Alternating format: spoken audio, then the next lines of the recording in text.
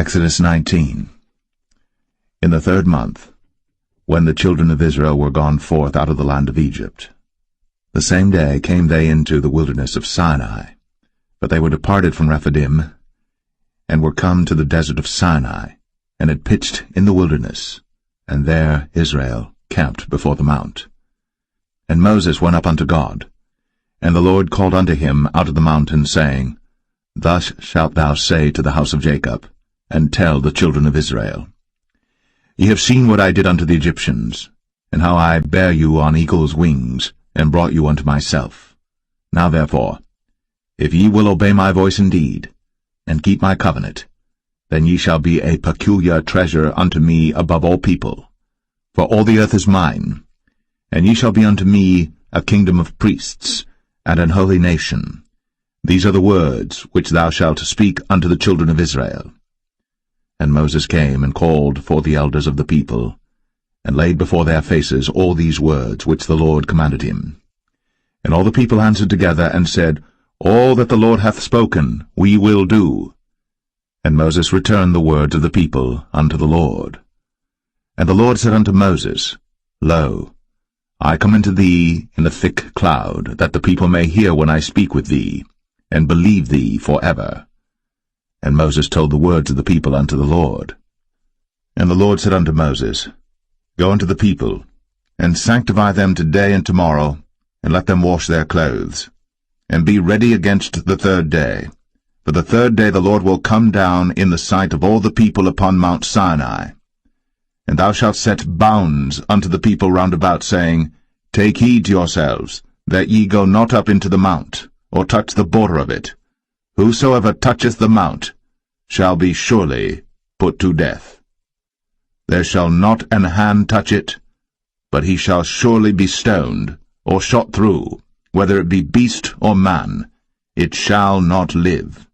When the trumpet soundeth long, they shall come up to the mount. And Moses went down from the mount unto the people, and sanctified the people, and they washed their clothes. And he said unto the people, Be ready against the 3rd day, come not at your wives. And it came to pass on the 3rd day in the morning, that there were thunders and lightnings, and a thick cloud upon the mount, and the voice of the trumpet exceeding loud, so that all the people that was in the camp trembled. And Moses brought forth the people out of the camp to meet with God. And they stood at the nether part of the mount. And Mount Sinai was altogether on a smoke, because the Lord descended upon it in fire, and the smoke thereof ascended as the smoke of a furnace, and the whole mount quaked greatly. And when the voice of the trumpet sounded long, and waxed louder and louder, Moses spake, and God answered him by a voice. And the Lord came down upon Mount Sinai, on the top of the mount, and the Lord called Moses up to the top of the mount, and Moses went up. And the Lord said unto Moses, Go down, charge the people, lest they break through unto the Lord to gaze, and many of them perish. And let the priests also which come near to the Lord sanctify themselves, lest the Lord break forth upon them. And Moses said unto the Lord, The people cannot come up to Mount Sinai, for thou chargest us, saying, Set bounds about the mount, and sanctify it. And the Lord said unto him, Away, get thee down, and thou shalt come up, thou and Aaron with thee. But let not the priests and the people break through to come up unto the Lord, lest he break forth upon them. So Moses went down unto the people, and spake unto them.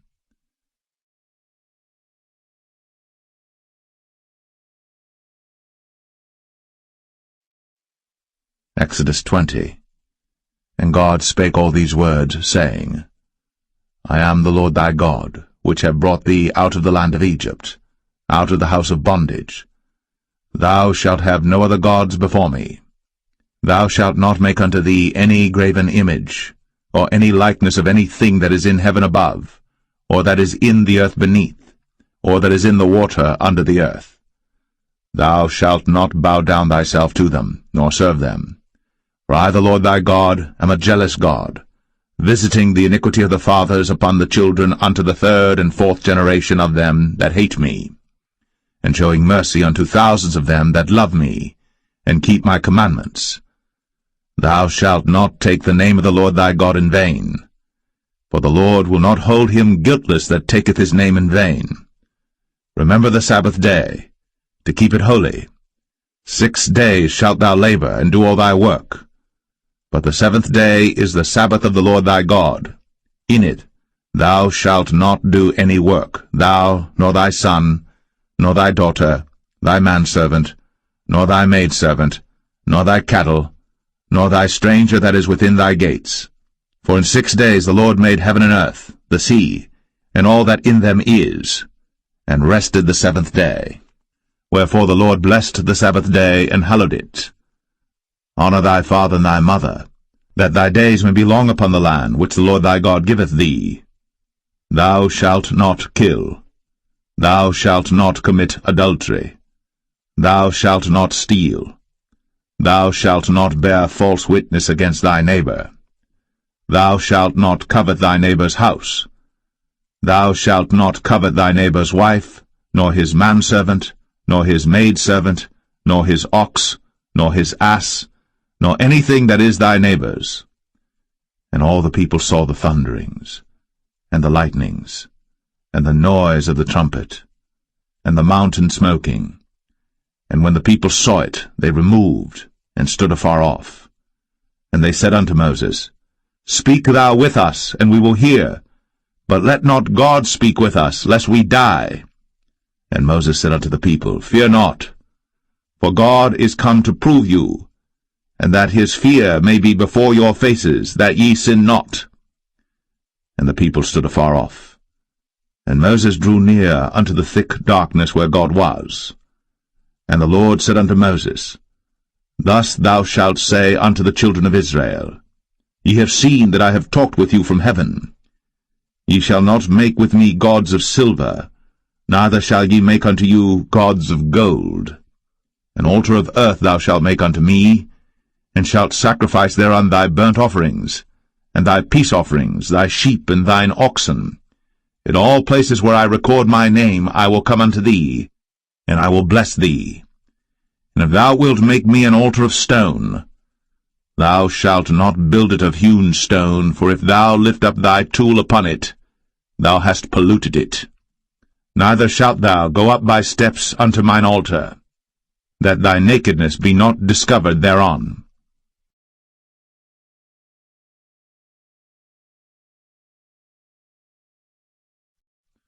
Exodus 21. Now these are the judgments which thou shalt set before them. If thou buy an Hebrew servant, 6 years he shall serve, and in the 7th he shall go out free for nothing. If he came in by himself, he shall go out by himself. If he were married, then his wife shall go out with him. If his master have given him a wife, and she have borne him sons or daughters, the wife and her children shall be her master's, and he shall go out by himself. And if the servant shall plainly say, I love my master, my wife, and my children, I will not go out free, then his master shall bring him unto the judges. He shall also bring him to the door, or unto the doorpost, and his master shall bore his ear through with an awl, and he shall serve him forever. And if a man sell his daughter to be a maidservant, she shall not go out as the men servants do. If she please not her master, who hath betrothed her to himself, then shall he let her be redeemed. To sell her unto a strange nation, he shall have no power, seeing he hath dealt deceitfully with her. And if he have betrothed her unto his son, he shall deal with her after the manner of daughters. If he take him another wife, her food, her raiment, and her duty of marriage, shall he not diminish? And if he do not these 3 unto her, then shall she go out free without money. He that smiteth a man so that he die, shall be surely put to death.